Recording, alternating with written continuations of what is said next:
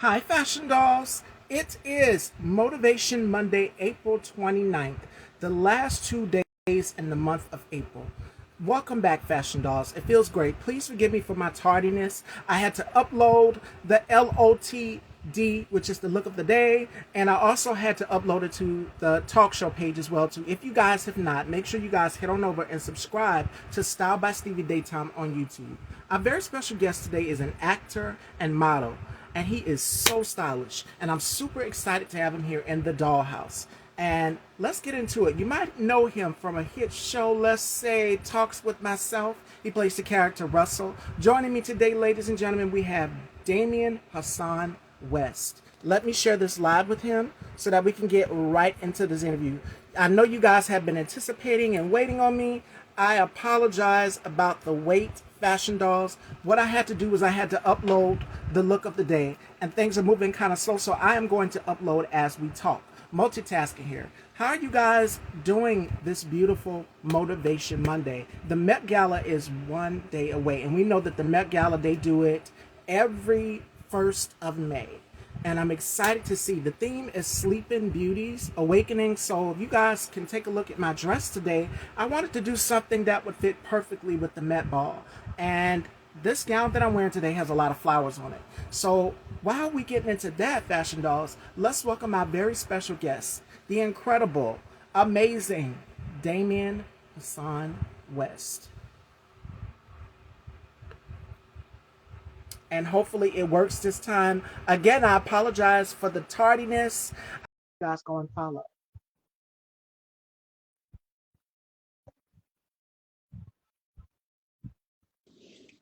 Uh-oh. Oh, hello. Hey, how you doing, beautiful? It's so good to see you, I'm doing Stevie. wonderful. How are you, handsome? Please forgive me for my Not at tardiness. all, not at all. Any lady who needs additional time to get ready, I have to be, acceptable of that, especially because she shows up beautiful. So look at you. Thank you so much. It's so handsome. So before we get into our interview, how has 2024 been for you? It seems like April flew by so fast, and tomorrow is the 30th, which is the last day in this month. So, how has 2024 been for you so far? 2024 has been actually an amazing year thus far. Towards the end of 2023, I lost my mom, which earlier in the year, I lost my grandmother. So, end of the Sorry. year, I wasn't looking forward to celebrating anything. But as life would have it and culture would have it, that interconnectivity between the living and the afterlife is always working. So my mother, grandfather, and all the family members are making sure that this year continues to do nothing but expound for me. So pretty excited, moving at lightning speed, and per usual, in those blessings, I get to be in the comfort of someone who's beautiful, talented, and also walking in the divine. So I couldn't wish for a better experience. And I'm honored to have you here. Such a pleasure to have you here. So, before we get into our interview, let's introduce you. Who is Damion Hassan West? Tell us some things that we don't know about you, other than you are doing amazing on the Mhm. show. I watched the show, and your character, Russell, we'll get into that throughout this interview. But who is Damion Hassan West? In short, like I'm a joyful, powerful individual, right? Um, Most of my friends would describe me as fun, free-spirited, a little bit unpredictable, right? And sometimes unnecessarily wordy. I'm a Libra, right? Who has a Scorpio rising and a Leo moon. So if you've ever wanted to see the Three Kings in action, you're looking at them. And you said Libra. My mom's a Libra, October 7th. I'm a Scorpio. Mine's is Halloween, October See, 31st. So, fantastic. Just as I said, Libra with a Scorpio rising. yes, on the Mhm. cusp. So, acting. At what age did you develop the passion for acting? I think that's like most people say, it started when I was a kid. But it really didn't come to life until about my mid 20s, mid to late 20s. I actually had a friend who dared me to audition for a show that was produced by J.L. King, writer of great book On the Down Low. And this was the dare was, will you audition for this role because it requires nudity on stage? And so at that time, I was a little insecure in dating and life and sort of finding my way. And I mean, you live in New York, there's nothing but, beach, gym bodies all around you, right? Yeah. So I was like, oh, I don't really know if I can do that, but I'm going to audition. And I took the audition. I was cast in the show. It was great performance and views. And so from there, acting began to just further unfold for me. Now, what I love about you is that you played a range of characters. Of course, we know Russell from Mhm. Talks with Myself. How is Russell different from Damion? Now, Russell is different from Damion in that he is a bit of a wild card on the surface. Unpredictable. So Damien is a little more, calculated, and he's reserved, so he doesn't want you to know all of his shenanigans. But Russell is out there. He's being wild.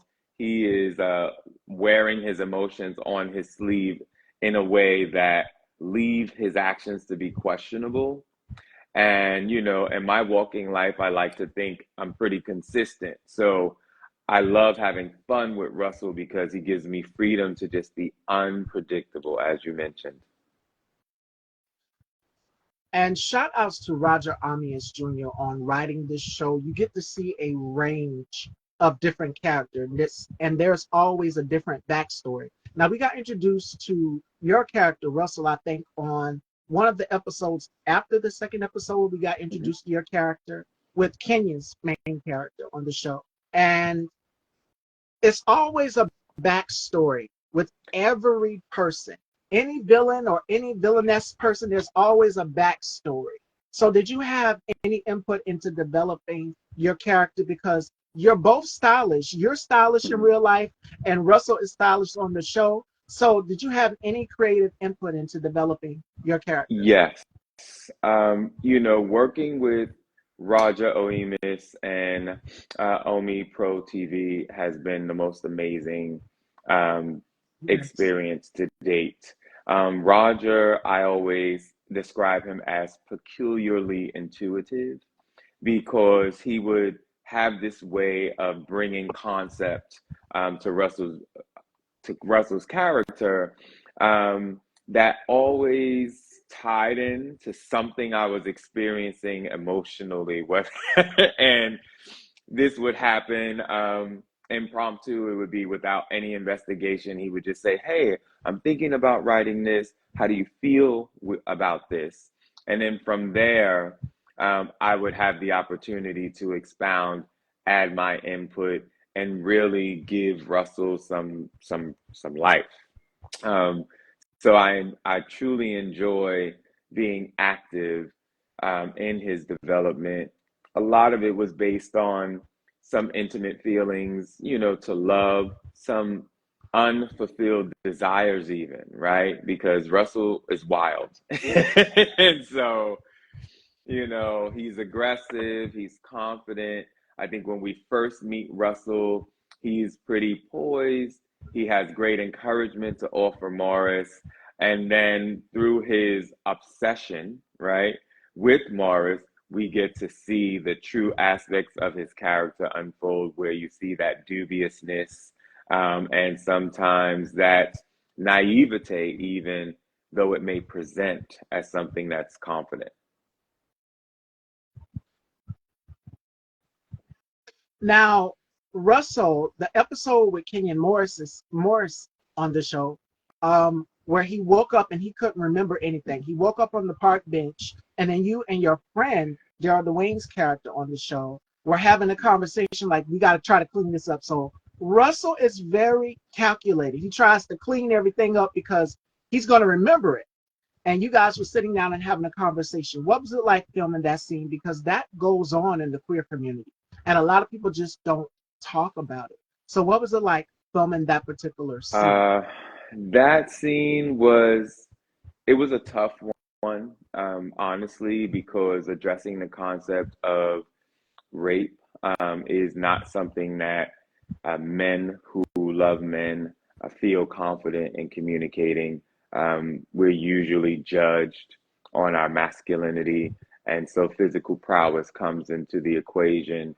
And so sometimes, just out of the fear of being looked upon as effeminate, we won't talk about those things where aggression or domination has been applied.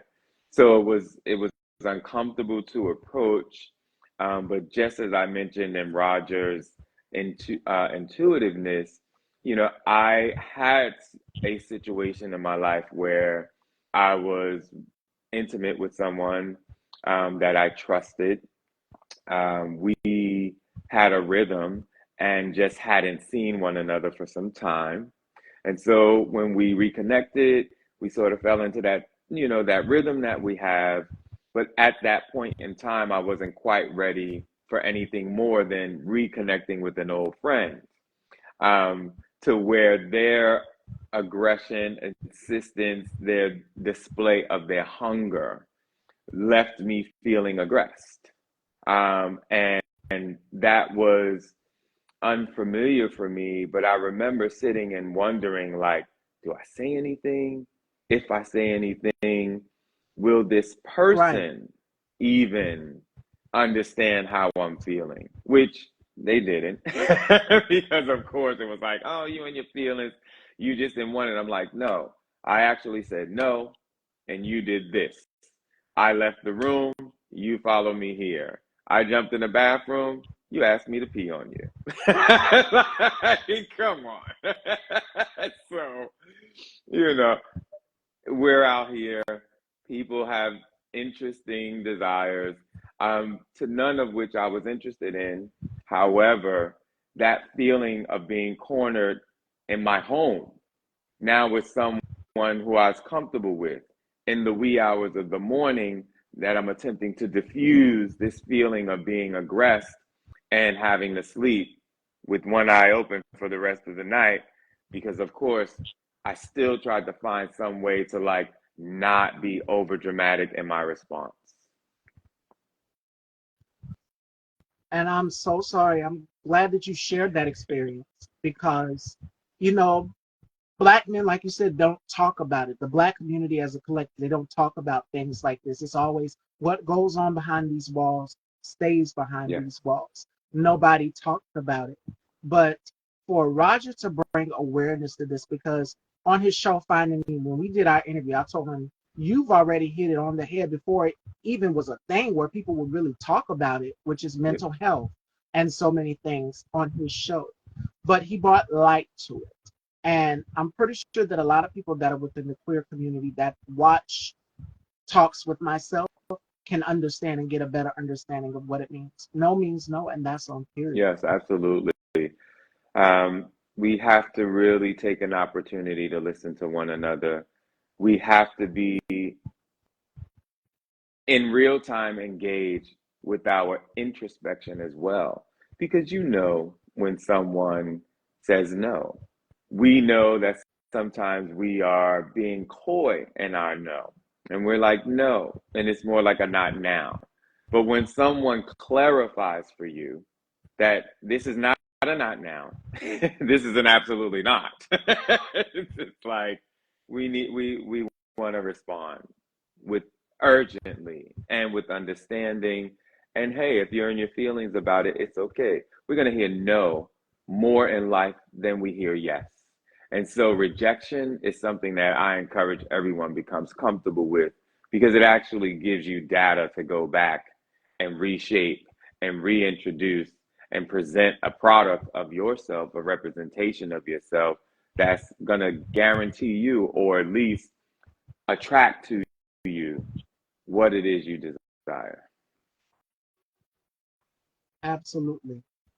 So with this character Russell, we know that the final season, Roger did the season premiere for the final Mm-hmm. season. He did a premiere. I wasn't able to make it. He invited me, but I said no. I have something planned on Mm-hmm. this day. I wasn't able to make it, but the premiere was a success from what I heard. And this character Russell, what else would you predict with your character? Because the final season is wrapped, taped, everything. What else could you predict in the future for your character? Somebody's gonna hurt Russell. Really. And I mean, I laugh about it, but I always say that to Roger, please don't kill me off. Please don't kill me off. But he is on a downward spiral. He's just lost in this identity, of what he was to what he wants to be. And through that, through that, he's unraveling. In best cases, I would say the unraveling starts to turn into a realization that leads them into taking action towards becoming better, and we see a piece of that journey. I do think that that would be important. Redemption, particularly in the queer community, is something that I think we need to exercise a little more. We have this cancel culture that is prominent, and away from the cancel culture, we just have a number of people who are bumping around. They're navigating. Not everyone is using the same barometer. Not everyone knows how to check in with themselves, or even after checking in with themselves, knowing what actions to take to move forward. And so when we just cancel one another out, we miss that opportunity really to gain understanding and a sense of empathy. I've had many relationships in life, whether they be professional or personal. And I can say when I've been able to pause for a minute, hear a person out, identify something in myself that may be identical to that thing I rejected from someone, even. That's where I'm able to build some empathy, because now I have a personal connection to it. I know what it felt like to bear the weight of my action, to work through it. And so I think we need to give one another more of that opportunity, um, of restoration. It's urgent. It's urgent. It's connected to our existence. When we cancel, we are also breaking the connection for knowledge. We've lost so many of our pioneers, and a large number of our pioneers have just been anonymous because of the time that they were living in. They just didn't have the opportunity, right? So now today, with all the visibility, all the access, I'm really charging myself, and Roger charges us through character to show what it looks like in real time, to be able to say, you know what? I didn't like what you did, but I accept your explanation, and I'm still interested in moving forward with you. Or I don't like what you did, and in the trueness of duality, it is okay for two things to exist, which is I don't agree, or I'm still gonna hang out with you, or I love you, but I just don't pick up the phone and call. Right. And I'm so glad you said that because I had a conversation with my mentor, Miss Melody, and we're saying we're not trying to cancel you. We're just calling you in to say, hey, let's have a conversation about this. It's okay to disagree and have a difference of opinion and still have respect for each other. And I'm pretty sure you guys have seen my stories. I tore Flame Monroe up a little bit. Um, there's just certain things as a trans black woman, I'll say this. You cannot be oppressed and oppress other people. It doesn't work that way. And we're not trying to cancel you. Flame went on the Breakfast Club, if you guys have seen the clip, and Flame was saying some things about being canceled or cancel culture. My thing is, we're not trying to cancel you. We're calling you in. We're educating you. So take the time to learn. Those who are willing to learn, and then the ones who are not. I was telling my colleague Bubs to God this not too long ago. The ones who are willing to learn, I am willing to teach. But the ones who are not, let them stay right where they're Yeah. at. We can't continue to stay where we're at if we're going to oppress other groups of marginalized people. It doesn't work that way. So that's my thoughts on cancel culture. We're not trying to cancel you. We're just bringing you in and let's having a conversation. Let's agree to disagree. And I've had that happen on my platforms before, where some of the guests would disagree or whatever. But in all factuality, everyone at the end of the day, they wind up loving each other, and they'll find something that they have in common. Which brings me to my next question. And common, family, has family seen the show? So, not all family has seen the show. My mother, actually, mom was one of my biggest fans. She came to every premiere. All the cast knows her. All of my community knows that my mother is very proud of her two sons. And of this son particularly, one of the screenings she had come to, and someone said, "Oh, how does it feel to see your son like exposed on screen?" And she pounced up and said, "I made that." So my mother, that Piscean gem that she is, um, absolutely found a way to celebrate again her children in a way where there was never a question. So art was something that she encouraged because she is an art lover. And the expression of individuality was also something that she encouraged. One, in her walk of life, her friends were of all, right? Two, as her children would be different in their pursuit of love, her response was all. So when she said, "Come to dinner," it was you and your boo and your brother and his boo. And it didn't matter that your practices were different. And I'll say my family at large has been pretty supportive in terms of who I am. I mean, first, it's my choice to share openly what my lifestyle actions are. But my family has always been embracing and always been able to extend love that is felt to anyone that I've ever brought home to say, "This is who I'm pursuing in love," or "This is my newest homie and we are rolling." Um, it's been more of like the external world and maybe distant family members who live in environments where they don't even get to see themselves in the mirror that's in their home because they avoid it. Right. Yeah. And that happens within the queer community, whereas people are not free to express themselves or free to be Mhm. open due to their parents shunning them or disowning them. That happens. But now we're seeing that we're in a day and age where people have become more open-minded. So I had to ask, because the scenes are pretty steamy. The funniest thing that has happened behind the scenes on set, because I know filming those the love scenes, shall I Mhm. say, the passion scenes, we've seen clips, Roger. How do you get in character mode? And the funniest thing that has happened behind the scenes? So in terms of intimacy, um, it takes establishing trust with your scene mate. So I'll say, uh, this cast of brothers, because now I have an extended brotherhood, has really been open to finding that trust, right? So I'll say, for example, when I had the scene with um, Diego for the very first time, who plays Raphael, we hadn't met, and or should I say, we hadn't spent any time together. And so a couple of days before set, we talked on phone, And then day of set, we just met up early and we started to just dialogue and chat. And through that chatting, it was, is it okay for me to touch? And and really just touching and holding.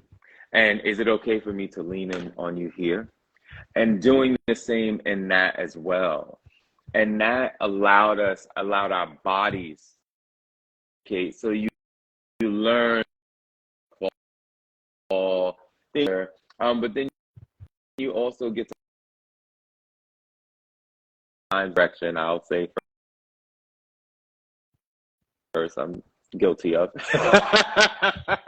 um, it's easy to work through without that expectation of anything actually happening because fortunately we've kept it clean.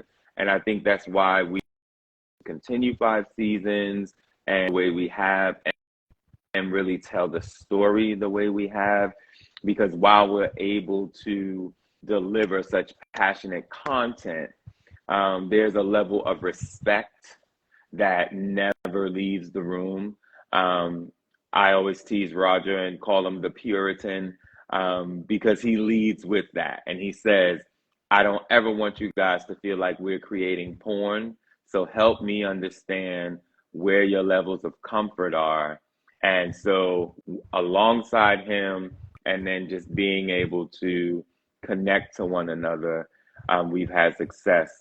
If I could give advice to anyone who has an intimate scene, I have also found that if you just take time with the person in front of you and lock eyes, set a timer for about 5 minutes, and don't budge, that communication will blow your mind, and you'll also start to feel closer. I promise you, you could do it with anyone.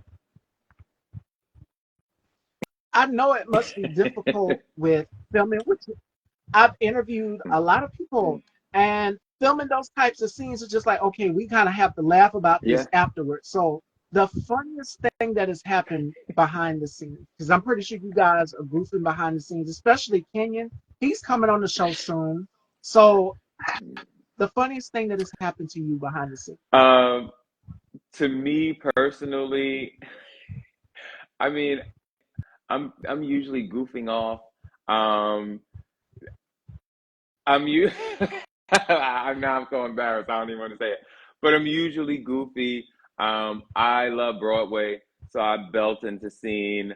One of my funnier moments was where a former character, Tim, and I were doing Noel, Noel. yeah. Yeah, we were filming in the kitchen, and the scene was around essentially me baiting him into agreeing to a threesome. And then somewhere in there, we started talking in this in like old English or English chutney is what most people refer to it as, where you have this British accent. And so here I am in full character, and I think I'm delivering, my best British expression.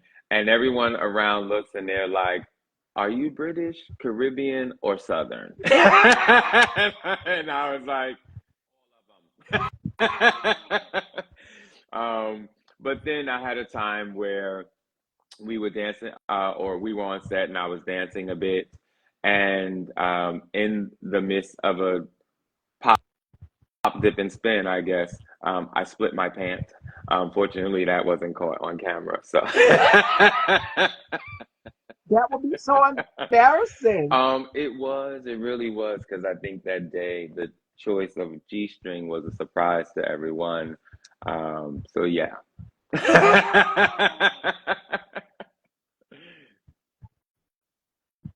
There you have it. So it's great to know that you guys, because the show is very serious. It talks about serious topics and things, but it's great to know that you guys, like you said, you have a brotherhood and you're able to laugh about it after the scene, because you got to have that great chemistry with any co-star that you're working with. And it's about establishing memories with one another. And I see you all are coming in. Hi, Roger.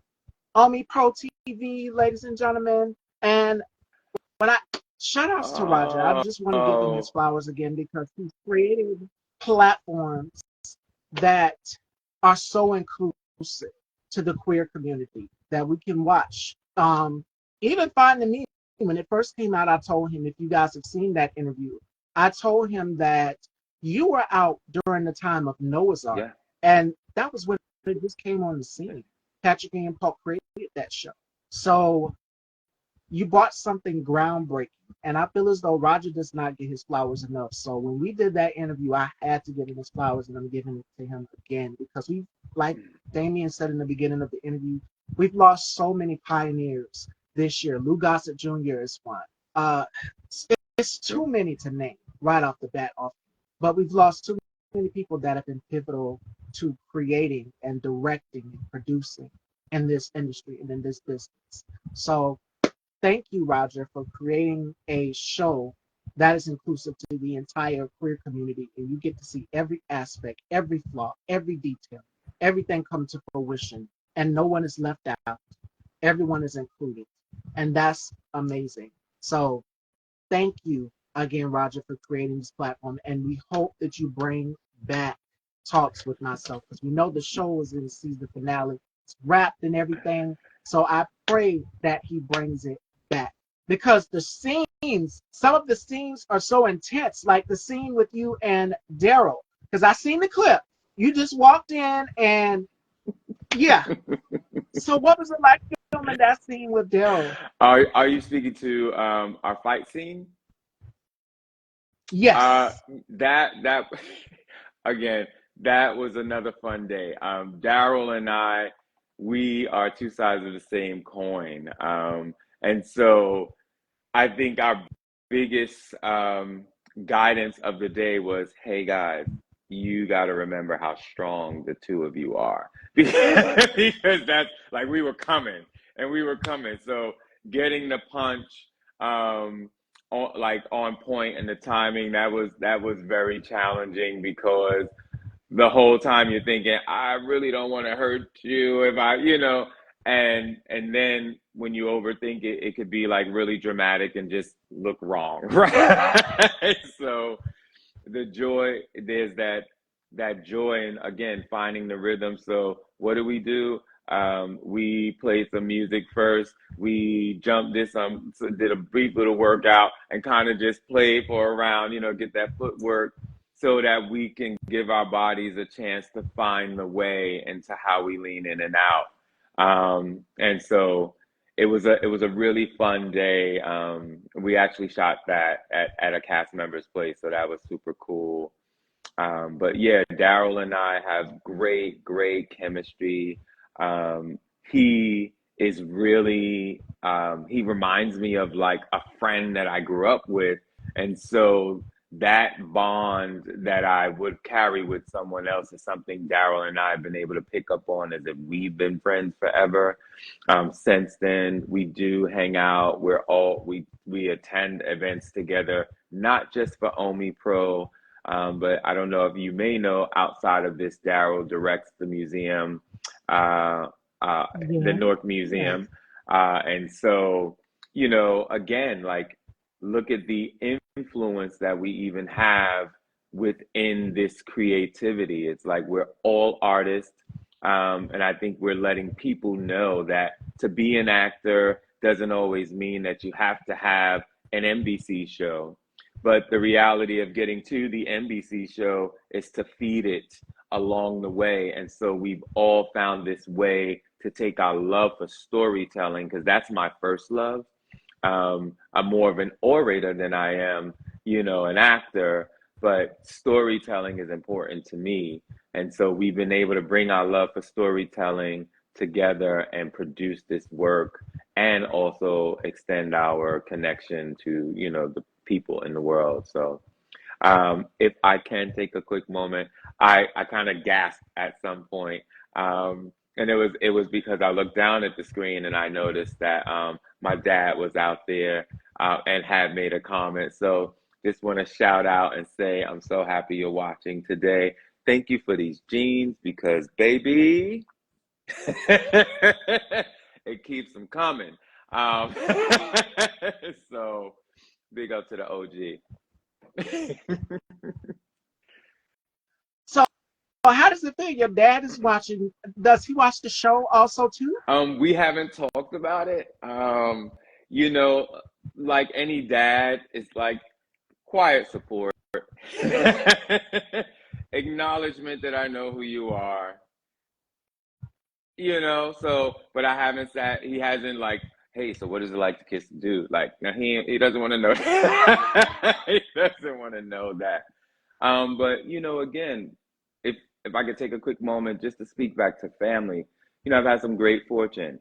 Everyone who knows me a little more intimately knows that, one of my most or one of my greatest love affairs actually was with a trans woman, her name by the name of Danielle Revlon, mother of the House of Revlon, dark and lovely icon, pink Barbie coming out of the box, all that fun stuff, right? So, and having, and again, my mom was supportive in me exploring who I was in every way. And I was able to bring Danielle to my family. She hang out with us. Like everyone loved her. She's super cool. But what I can say about being with her, it was simply that her ability to guide, shape everything into who I am was is the most impactful on my life. I have to urge every single person who identifies as LGBTQ, it is our trans women who actually created the world we live in. Because the insistence of your expression to be able to say, hey, this is who I am, and now I'm going to sculpt myself to who I know I am.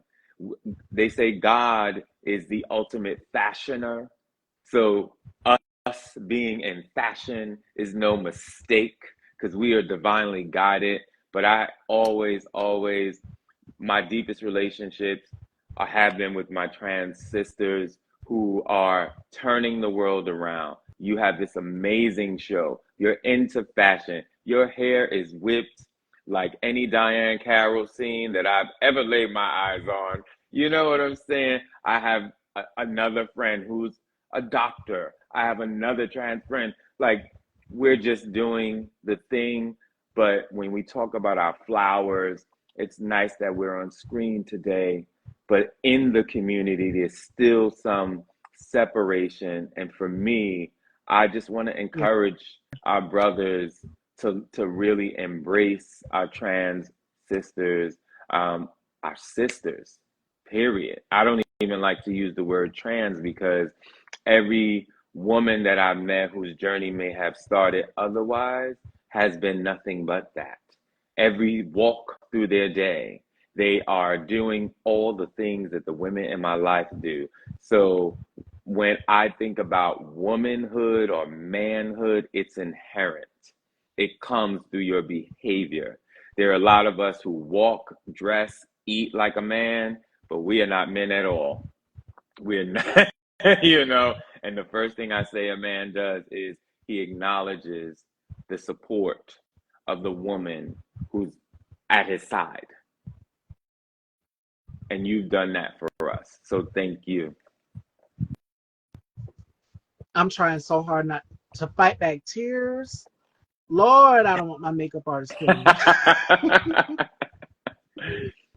But thank you, Damion. And this is what we need within our community. There is a division. This is what I was telling my friend Bubs the God. There is like a rift. There is a division between us. But now we're starting to see people come together more and awareness and education because we need each other more than anything. More than anything. And your father says, my firstborn, thank you, son. I love you. Yep, you're my twin. I'm crying right now. No, I mean if you see him, I'll send you a photo post. But we are spitting image. There is not a day in my life I've walked into a room of anyone who may have encountered him, and they have not approached me and said, "Are you?" And I'm like, "Whoa!" Now if he's holding, Your if dad. he's holding those looks, if he's holding that, I'm like, I'm thinking in my head, that's my dad. He's a little older, but they approach me, and I guess maybe they remember him at this stage in life, which he still looks the same. I'm at work sometimes, I'll play with the women. I'm like, oh, take a look at my dad. And they're like, oh, dad can get it.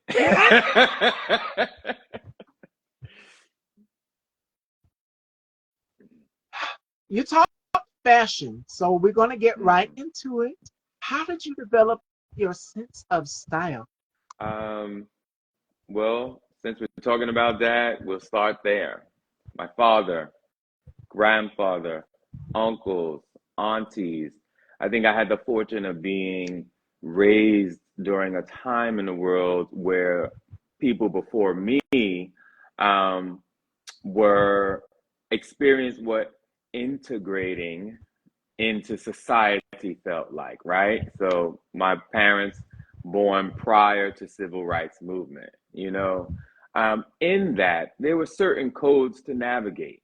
Appearance was always one, and so when my grandparents got dressed for anything, it was always to the nine, because what they wanted to make sure was when they showed up, they would be received as equals.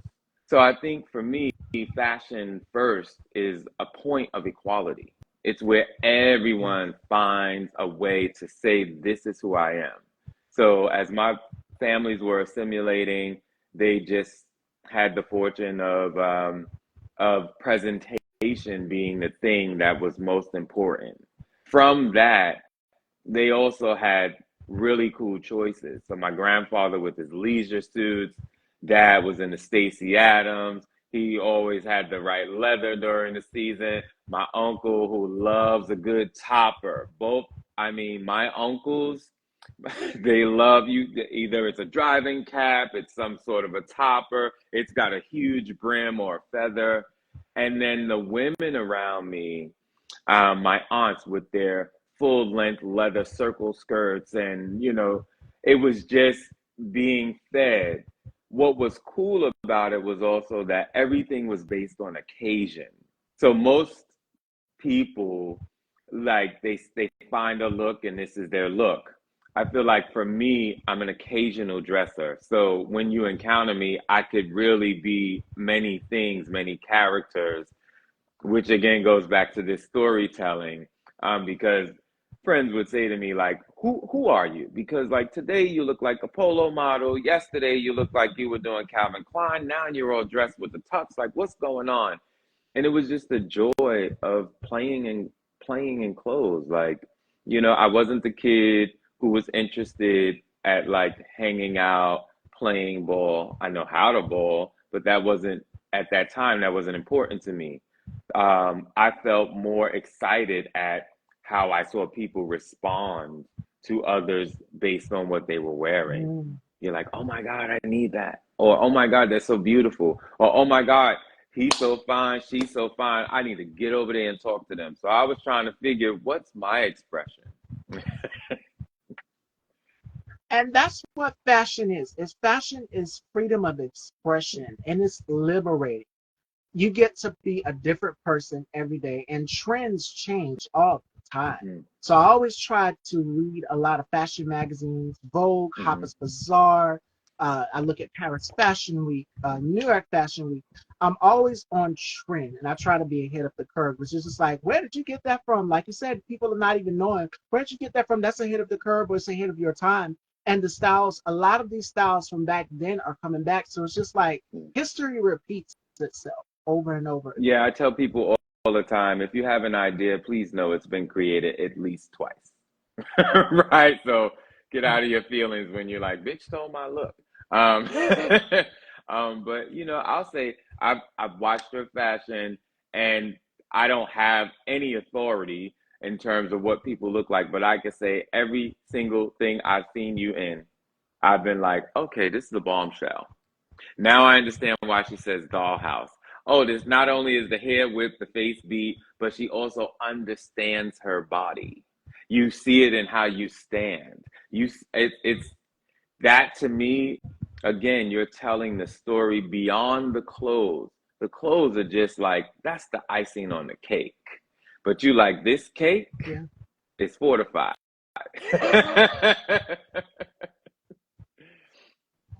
I always try to change it up. My mom goes over the looks and she'll look back at the photos and she's just like, my God, that slit is too high or you're wearing too much leg out.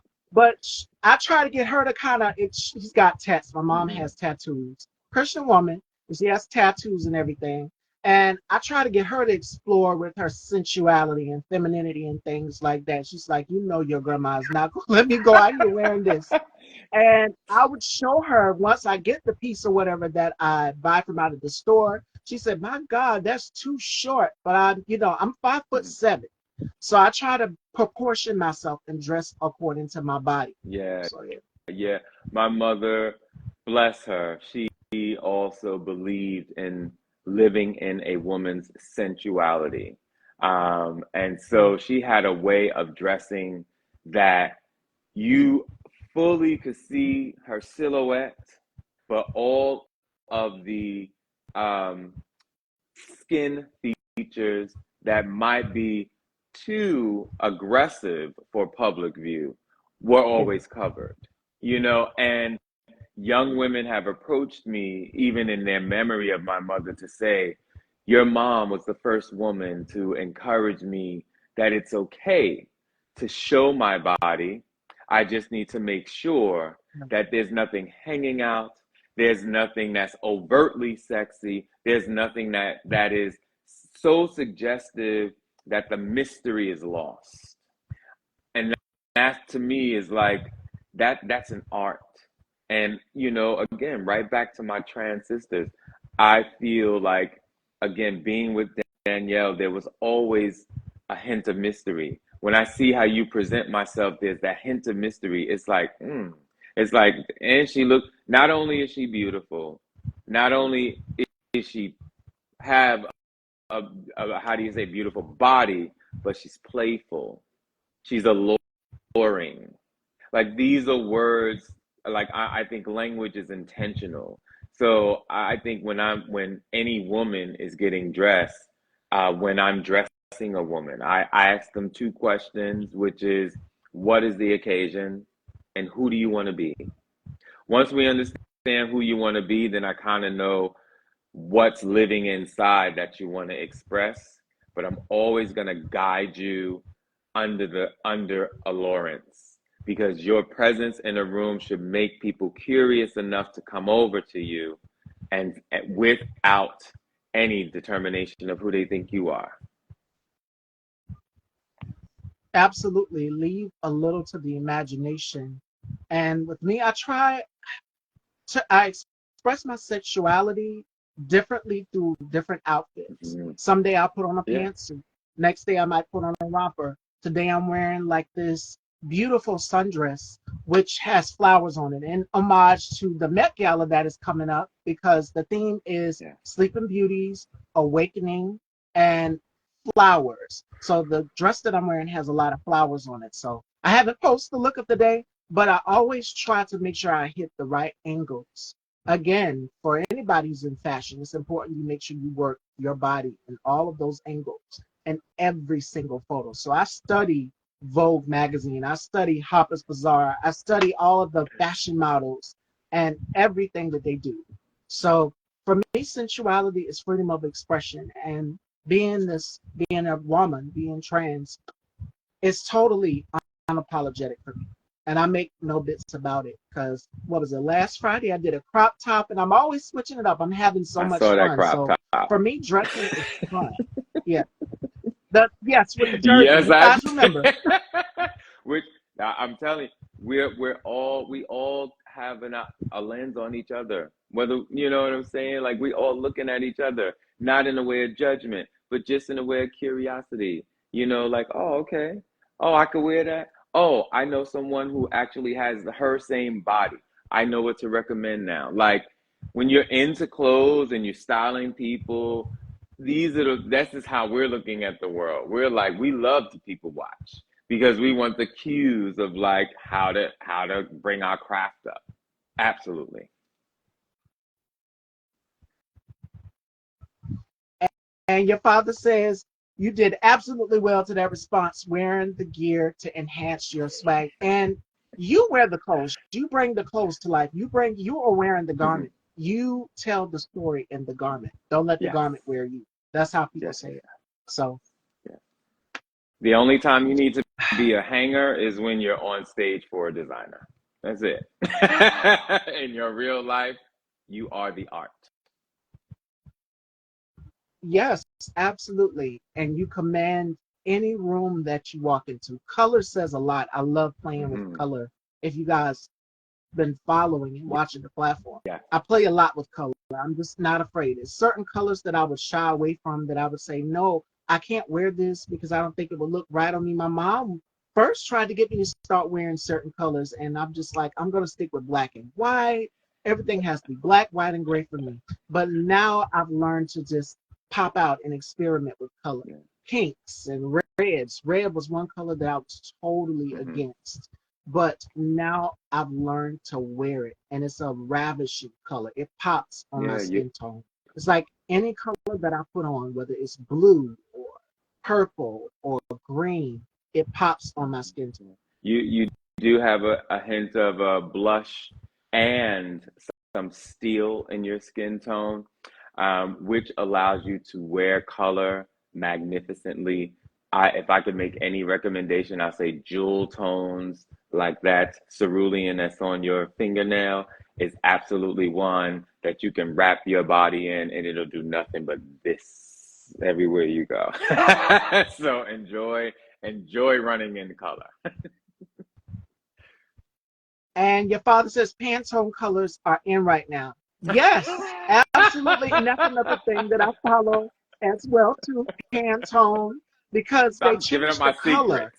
Not Yes, yes, yes. Dad loves clothes as well. He has his own line as you see this, but he's writing from. So, I'm gonna respect the platform and do not plug. But I will say, in that, yes, Pantone color wheel, like it's my friend. It should be everyone's friend. Color is not just for what's in your closet. I mean, primarily I use color through the home to create the feeling that I want when I enter my door.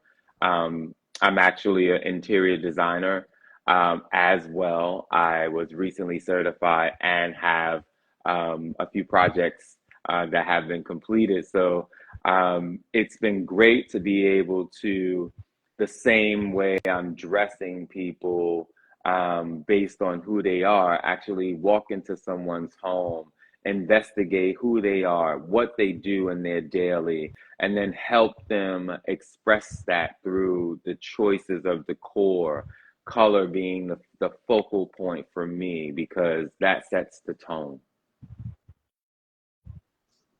absolutely. And it enhances your mood too. I tell people this all the time that adding color to your mood, you could be depressed and put on some color and go on about your day. That's what happens with me. When I'm down or whatever, I go to my closet. It's like an array of different colors of things that I've worn throughout the past few Hmm. years. And I'm just like, this is my happy place. Hmm. This is what I love. I can't live without color. It really enhances your mood, especially yellows. We're now in the springtime, and it is time to bring out the brights and the pastels this Yeah, season. yeah. I had a friend um, who laughed the other day. She says, I was talking to my friend Adrian, and I told her, do you know Damion actually dresses to his mood? So it's how I wake up. So when I wake up and I'm feeling a certain way, you'll see it in my outfit. So there are days that I'm like Me too. on the French Riviera in the middle of Jersey City. But you know no difference if you parlez-vous français me. You know what I'm saying? Because again, it's like, why not dream? Or should I say, why not live the dream? So Oh yeah. when I wake up feeling a certain way, I allow myself the freedom to also put that in my wear. And that's what it should be. Fashion should tell a story. Every bit and piece of you, everybody, what's so unique is that everybody has their own individual style. And I started developing my own right after high school. Like, I didn't really dress like Mhm. the other kids in school. They would wear their t-shirts and jeans. Me, it was blazers, it was pantsuits, it was all of these different things. And then afterwards, I started to fully blossom and discover myself and say, hey, let's take it up a notch. Fashion changes. You can't keep doing the same thing. So go along with the trends or set your own. And that's what I Yeah. feel as it pertains to fashion. Set your own. And for me, I chose when I, right after high school, it was the capri pants when I started this platform, and I would do something off the shoulder, and that would be it. Hmm. But because I was insecure. Hmm. But now I've gotten in tune with my body and just embracing my sensuality in every single curve, every single flaw, every single detail about myself. I said, what can I do today? Let's do something. The slit is not high enough for me. It needs to be high. The back needs to be out. The décolleté needs to be. So all of these things I take into consideration. Okay, you So just made my heart swell when you said décolleté, because that tells me you are a true fashion aficionado, at least for me. I love to talk shop in that way because it's romance, and getting dressed is romantic. Whether that romance been like the love story you've been waiting for or the breakup that's tearing you down, I love to romantically express everything. So I'm never having a bacon, egg, and cheese. I'm always having a procured salami on brioche with apricot spread and avocado.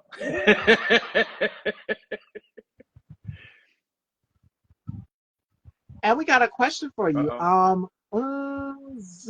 Umzine wants to know what made you fall in love with acting, and didn't you also model? So yeah, I mean, acting is again, it's storytelling.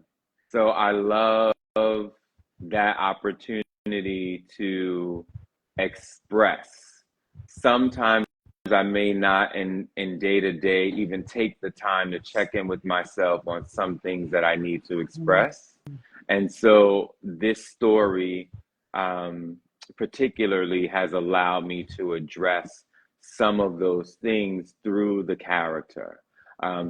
So that's really why I continue to act. And then yes, I do model. Um, I do. Um, I actually just walked like my first ever fashion, like New York Fashion Week show this past February. So 2024 again has had like a number of firsts, and it's been lightning speed. So, and then I also model, I do some live modeling for anyone who might be looking to, paint and sip. But that is for really in the bachelorettes or bachelor arena, um, because, it costs to touch this skin. absolutely. So you walk New York Fashion Week because I know during that time of the year, fashion fall winter season, it can be chaotic backstage. So much is happening, so much is going on. You're trying to get into your clothes. What was that experience like for you? Just as you explained, it was chaotic. It was fast paced. I'm like, for me personally, I think um, when I'm in spaces that are a little unfamiliar, like I'm used to being backstage on the dresser side. So I'm usually dressing. So I can get into the pace. So I think I already understood what I needed to do for my sanity, which was just to be stoic and attentive. But around me, yes, you have models getting dressed, you have a full lineup, Wow. clothes set, everything's before the show, and you're like, yeah, I got this. And then they say go, and suddenly your whole mind shuts off. All you can think about is when do I walk, even if you're like right there at the stage to walk out. and and then you're trying to hurry up and get dressed. to recover if you have a second look. So it can be a bit of of a whirlwind, but it is also very joyful because as you are getting dressed, as you walk the stage, you really get to see again people's reaction to storytelling because now the designer is telling their story about how they believe the world should be dressed, right? Mm. Or at least the dressings of their world. And that is just, that's fun. It's exhilarating. Who doesn't want to say, I've walked New York Fashion Week? Um, but you know, life has afforded me fashion shows.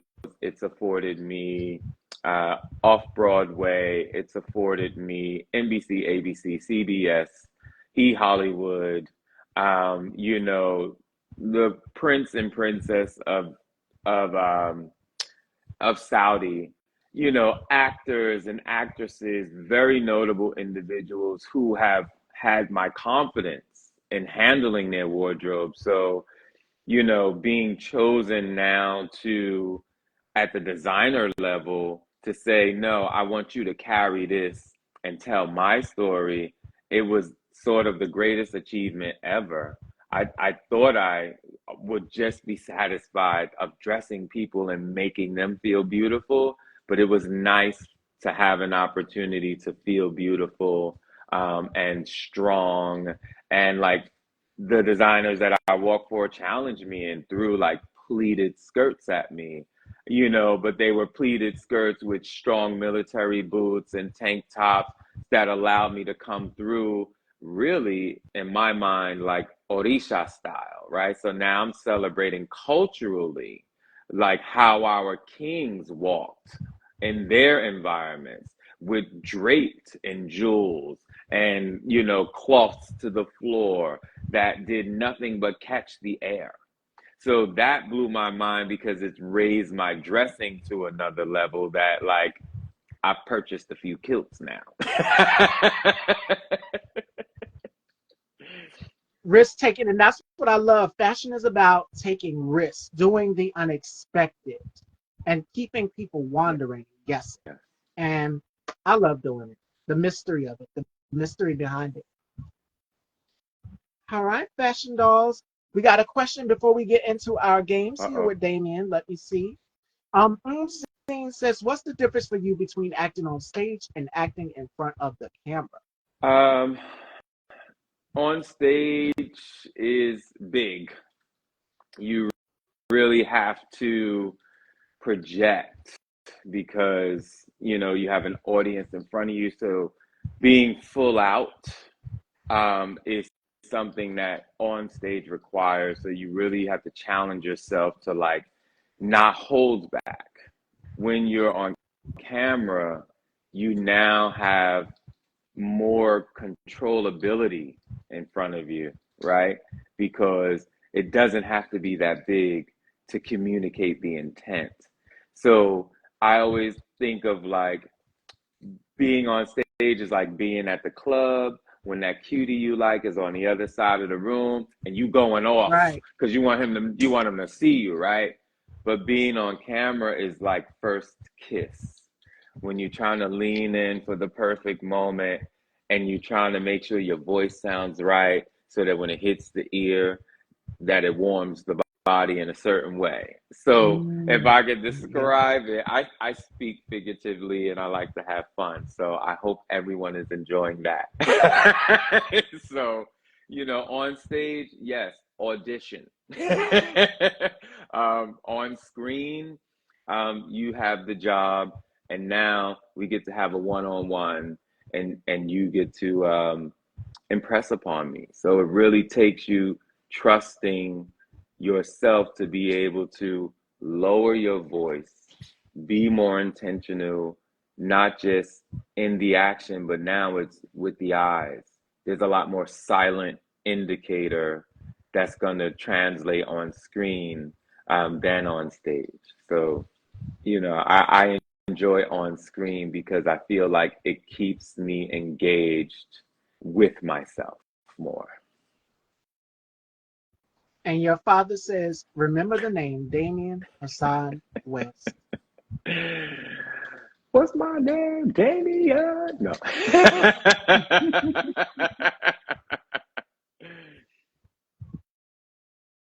I've had such a great time with you. And Fashion Dolls, before we close out, we're going to get into some games here with Damien. You guys have any questions? Go ahead and type No. away. So the first one is called the Rapid Five.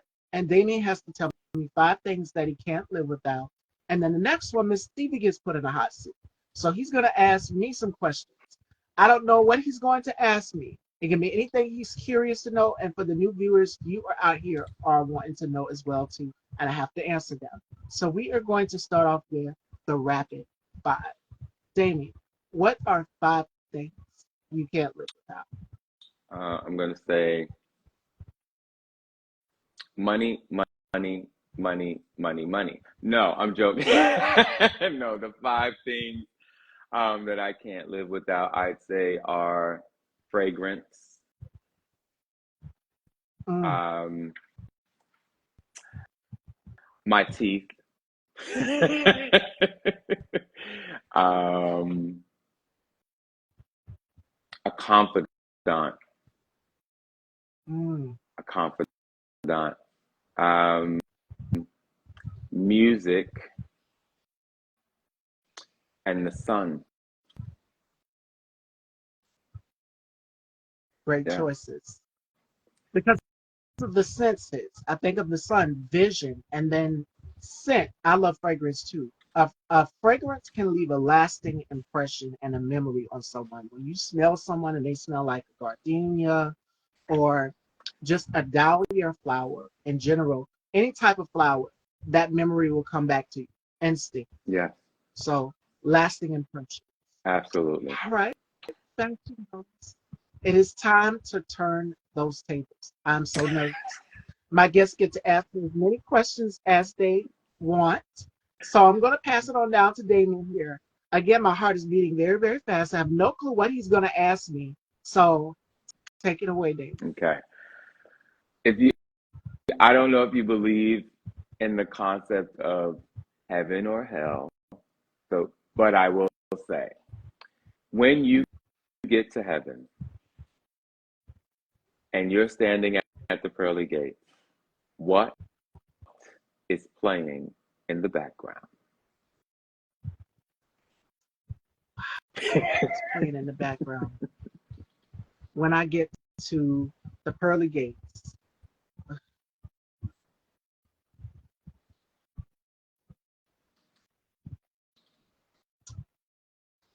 y'all might think I'm corny for this one. Venus. Venus by Bananarama. Because I am a goddess in my own right. So yes, but I'm not God. I'm a goddess, you guys, but I'm not God. I love that. I love that. And that it's just that, right? Some people sometimes I ask people that question and they go all like, "Oh, I'm going to be listening to, never put more on me than I can bear." And I'm like, "Really?" Because God does know you like trap and trill. But I love Venus because it's bold, and it's so celebratory in so many ways. And all you can think about is love, right? So that tells me that inherently you understand your mission as a goddess of love. So I think anytime I see you in person, if it's okay, I'll call you Venus.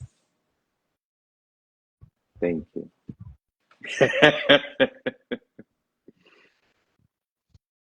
And your father says, my love is free. My theme music. I can hear it playing. And he said, what type of scent for me? That's silly. You get to ask as many questions as you Oh, I want. get to. Okay, great. Um, Yeah. I'd say if we were to go on a picnic, what would you like in your basket? One of my guilty pleasures I absolutely love is fruits. I love decadent fruits dipped in chocolate. There's something about them. For Valentine's Day, yoga covered anything. So it has to be something decadent. Okay. Okay. So like an apricot preserve would be okay. Yes. I understand. Alongside our ace of spade because we don't drink Clico anymore. Um, buy black. Um, okay. Um, we're on a deserted island. What are the three things that you can't live without? I only give Three you things I three. can't live with. Oh, okay. Okay. Y'all ready? Three things I can't live without. On a deserted island. I would say music. Mhm. Music. And for me, it would be Sade. Anything Sade. There's something about her. She takes you to a place where you can just forget about all your troubles, forget about everything, just relax. So anything Sade for me. Number two, sunscreen. Gotta protect the melanin. Number three, oh, water. Lots of water. It's gonna be hot out there. So lots of water. Okay, these answers are forcing me into conservatism. No. um, what's the perfect romantic date? The perfect romantic date for me. Oh, I love being surprised. I'm a Scorpio, so I'm a wild mystery. For me, the perfect date for me would be something romantic. Of course, candles. It will be someplace vintage. Like you guys remember in Jason's lyric with Jada and Alan Payne, he got this whole abandoned museum and he put a candlelit dinner in there for her. I like things like that. Some place that is very vintage, where it's history involved, and where we can also be hands on. Like I don't just like to sit going to the movies. A lot of people say go, let's go to the movies for a date. No, you can't talk and get to know the person. So it would be a beautiful candlelit dinner. That would be my Hmm, ideal date. I understand that. So you like intimacy. Yes, Okay, to be able to talk to the person one on one and get to know them. Whereas if you're watching a film, you can't talk until after the film. this is true. Um, I guess I'll give you a little bit. I like to actually do like something sport initially on the date, right? So bowling, skating, maybe a little bit of like, how do you say it, racquetball. Nothing too much, but I do want to get us, like you said, I want to have the opportunity to have dialogue. I also want to get a sense of, your competitiveness. I want to know, how strong you are willing to come, to win. Not necessarily to win over me, but when something is important to you, I want to know what that action looks like. And then, we could settle up under a candlelit dinner, you know, possibly or should I say impromptu anywhere. Um, I'm a vegan based eater, so I'm not vegan. I'm not vegan. I love my meat, and I like street meat even more. So, so, but I like because I think it's just soft on the palate. So like I might want to go like apple picking, you know. But after we go apple picking, I'm gonna come home and bake you an apple pie. You know what I'm saying? So when we have that candlelit dinner, our dessert, then you know that the efforts that we've made together, we now get to bear the fruit of. That to me is sexy. I love it because it's hands on. You're Yeah, talking to the person, you're doing things with the person. And I like dates like that too, where it's adventure, like painting, or like you said, bowling, something active where you're actually getting up and getting involved. And other than just sitting down, how we're having a conversation, absolutely. but that can come after. Yes, absolutely. And your father says your smooth operator. And Christian B. Carter says, "Hey, Damion." Oh my God. See, and this is as I said to you, I have so much family support. So Kristen is also my sister, who's out in LA doing her thing. All I'll say is check her out. One of the most beautiful spirits. I'm not just saying that because she's my sister, but Kristen has an ability to bring a room to life and encourage people just by her being her. Um, I feel so grateful um, when I think about my dad and people say like, my dad, my mom, you think about the wonderful gifts that come to you through those bloodline connections. And I could say like my siblings are everything, every last one of them. And it's, so I have to say thank you again, Dad, because, look, we could just be out here. So, yeah. All right, fashion dolls. Any more questions for myself or Damien? Or Damien, do you have any more you'd like to ask me? I'm kind of full. I think I'm gonna ask you, when are you in New York? Because we should hang out. You know what? I have family in New York, and I'm pretty sure you've heard of Brownsville. I have family in Mm-hmm. Brownsville, the five Okay. boroughs, and they're all over scattered out. I have family in North Carolina, and I have family in Delaware. They're all over, everywhere. So I Fantastic. would love to come Yeah. to New York.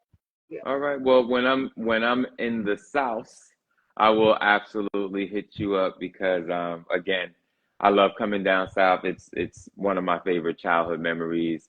I do have family from the South as well, so I just hope that we get a chance to connect in real time. Yeah. definitely. I'm looking forward Yeah. to it. And your sister says, I'm sending you so much love. Let me tell you, ain't no cheerleader. The Lakers don't know nothing about what it feels like to have somebody rooting for you. I love you, Kristen. As It's amazing to have family support and love. They're here yeah, watching you. that's So that receive that's it. like You're receiving another all of this love. twin. Like when I could say spitting image of my dad. And when my sister and I are together, people are like, "Oh wow, you guys look like twins." Like it's crazy just to know. Like I think it's more of a spirit. It is genes, but it's also spirit. I think when you're with people who light you up to be your best, no matter what, who always find a way to encourage you, whether that just be in the simple hug, no words, no words. I have aunts who have the ability to lay their hands on you and give you a hug and say nothing, and you feel like the most important thing to the world. I know there's people out there that feel like that because it ain't true only for me. But I just feel so fortunate. So if you know what that feels like, I just encourage you to stay close to those people. Don't beat yourself up when you don't get a chance to talk as often as you love. Stop playing and creating stories in your mind about why you think someone is keeping distance from you, because that conversation is only with yourself. You know what I'm saying? So you thinking about them, call them. You don't pick up the phone, don't worry about it. When you're solid in character, consistent in behavior, it's magnificent to be able to just allow people the time that they need. My sister and I, we have such a rhythm in doing that. I have that with some of my friends. Um, I see it in today's society that many people struggle, that they always are attempting to connect something to someone's reason for, or what they think is a reason not. And I say, if you haven't had the conversation, save yourself the time and the space. If your imagination is so powerful to force you to think that someone who loves you doesn't, I challenge you to become a designer, a movie writer, an artist, a songwriter, because that means you have the imagination. Use it to birth something that you can give to the world, that helps shift everybody into their best selves. Absolutely. And before we conclude today's interview, along with what Damion just said, today's final thought comes from Desmond Tutu. My humanity is bound up in yours, for we can be human together. And to me, humanity is expressing your own individuality and finding out what makes you unique from other people. So what if you're different? Embrace it. And that's what makes you different yourself, fashion dogs. I love you all, and I want you guys to have a blessed Motivation Monday. Damion, any other words before we let you go? Because this was such an amazing conversation. We had an hour You long know, conversation. I just want to say thank you for inviting me to the dollhouse, right? I mean, I'm a Libra. I love to go anywhere beauty is. So this hour has definitely enriched my day. You are so dynamic and captivating. Your list of guests is nothing but a testament to the audacity and courage that you have, that you take every day. um, it is really important to me to acknowledge that, because when you invited me on your platform, we knew nothing about one another, and my spirit said yes. And so as I've gotten to know more about you, I then look, to my guides, to say thank you so much for keeping me in alignment with all of the support structures and people who have nothing but the best intention for their own life and wish to include me. So thank you so much today. I thank everyone for watching. I'm so excited. And thank you so much. This was such an amazing time, and this won't be the last. I would Yes. love to have you back on again. All right. Talk soon, my dear. And your father says, I'm truly blessed. I'm truly, truly blessed to be loved. We all are blessed to be loved, babe. Yes, yes, yes, yes. And where can everyone follow you and check you out? If you just want to keep up with me on a daily, I'm here on Instagram these days, as Sir Damion West. That is my name, SirDamion West. I have a interior company where I'll be promoting via the Instagram channel. So I'll start linking people and directing people, to all those other places. But Instagram right now is the platform that I find, I'm willing to give my most attention to. One, because we get to do this. Two, because I get to post anonymously sometimes. And three, when I need some encouragement or I'm thinking about someone, I could always shoot to them, um, if we've lost any sort of contact. So check me out here again, Sir Damion West. If you're in NYC, inbox me. You want to do lunch, you want to talk fashion, you want to talk food, you want to build an event, whatever. I'm always open to exploratory dialogue. And you guys can check out Talks with Myself on OMEProTV.com. Definitely Fashion Dogs. Absolutely. And Damion, it was such a pleasure to talk with you. Truly. I'll speak with you soon, Goddess. You Bye too. bye. Take care. Take care, everyone. And joining me May 1st, which is Wednesday, we have Shayla Crayola. She is going to be here. We are talking Spring Beauty Revival. And we will see you guys Wednesday. Bye Take care, everyone. bye.